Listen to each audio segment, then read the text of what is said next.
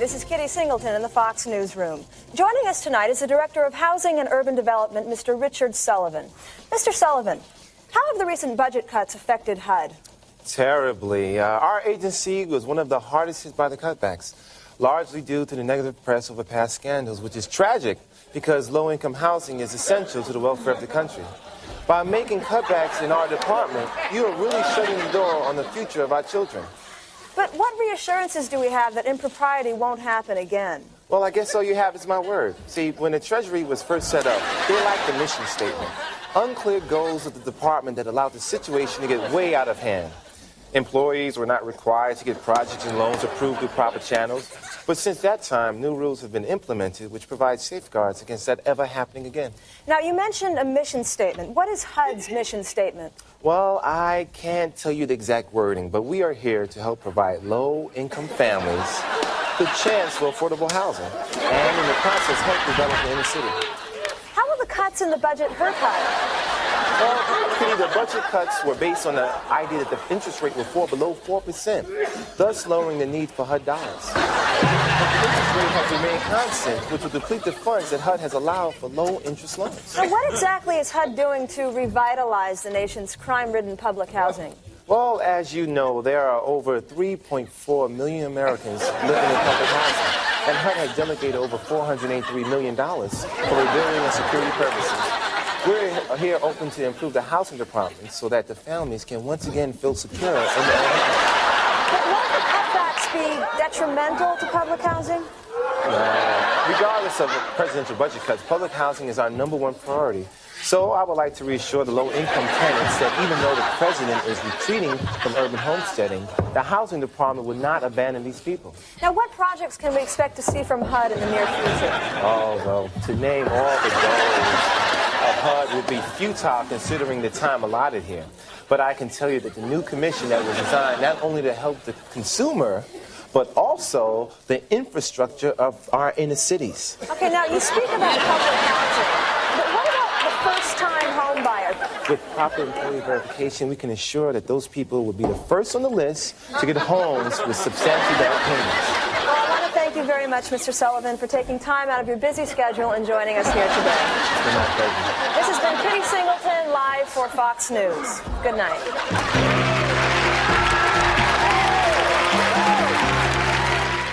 Hello, this is Shelley Miller reporting live from Fort Lauderdale, Florida for Fox News.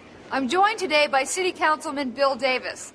Mr. Davis, how is this city holding up during spring break? Well, Shelley, the city is doing just fine. This time of year is always a little hectic down here in Florida, especially in the Fort Lauderdale area. But as always, we are equipped to handle the onslaught of tourists and college students such as the RN will be soon.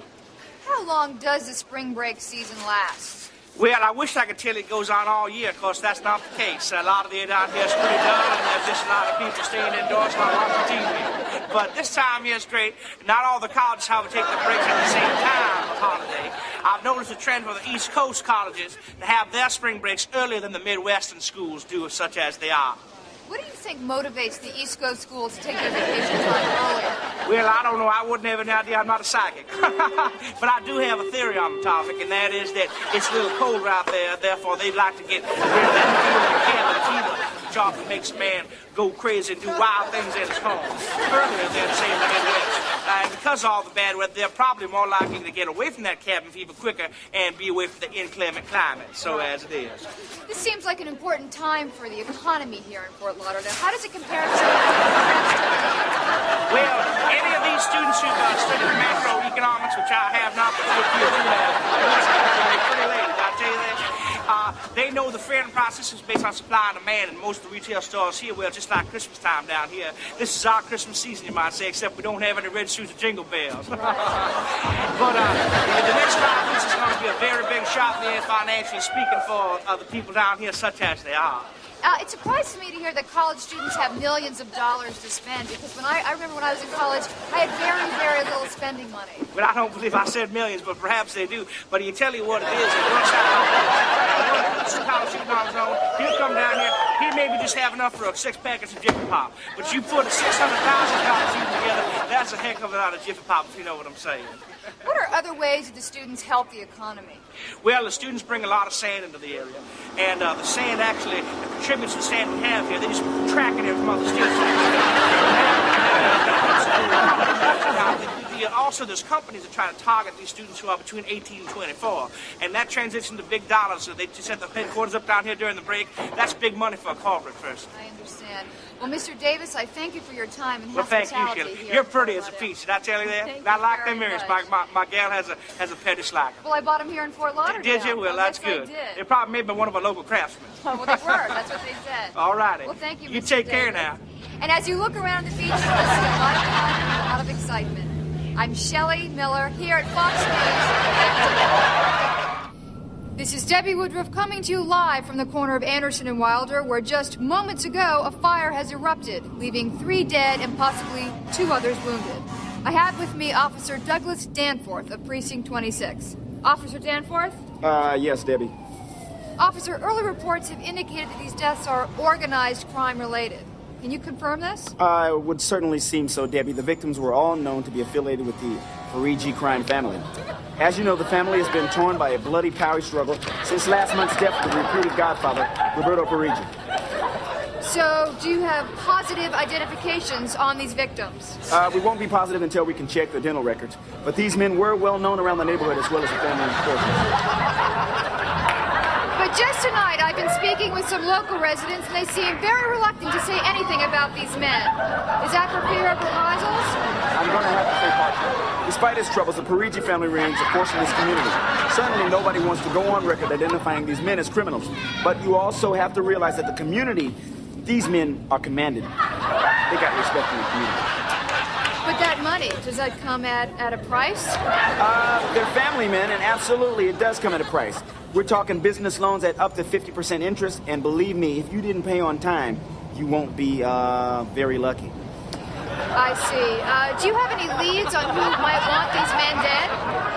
Right now, our best guess is it was an inside job, perhaps linked to the reports that an internal battle... So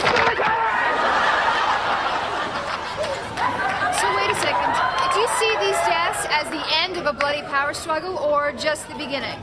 Rival organizations may see this as their chance to rid themselves of the Parigi family once and for all. So what you're saying is the community can rest easy tonight.